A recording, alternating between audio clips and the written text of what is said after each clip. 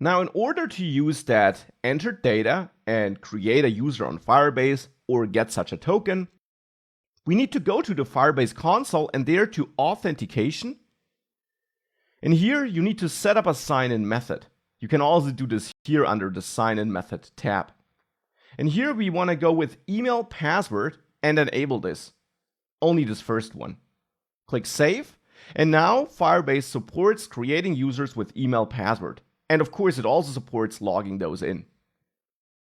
Now, if you Google for Firebase Auth REST API, you also find the Firebase docs for the REST API they offer for creating users and signing users in. The two endpoints here are interesting. Sign up with email password, sign in with email password. This only works once you enabled authentication in your project though. So these are the endpoints to which we now want to send requests from inside our Vue app to create a user and get a token or log a user in. Before we send that though, we can write some code here because I don't want to send the request from inside this component, but again I want to use Vuex because it will also be Vuex in which we later need to store that token and store the information whether the user is logged in or not.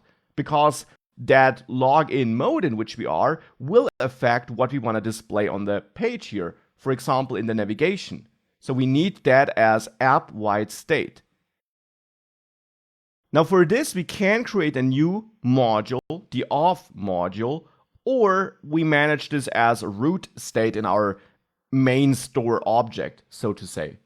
Now I will go for a separate module, the auth module, and in there add an index.js file, mutations.js, actions.js, and getters.js. So what we did before as well. And in our main store module here, I will then import the auth module from /modules auth index.js and add it here under an auth key. Now here's one thing which I won't do. I will not namespace the auth module for one simple reason. Because in the past I managed my user ID here as a global state. And I don't want to change all the code all over the application where I use this user ID getter, for example. So I will now take that getter and remove it from here, but by not namespacing this module, when that module is added to our root store, all the getters and so on are still accessible as before, and therefore we don't need to change any other code.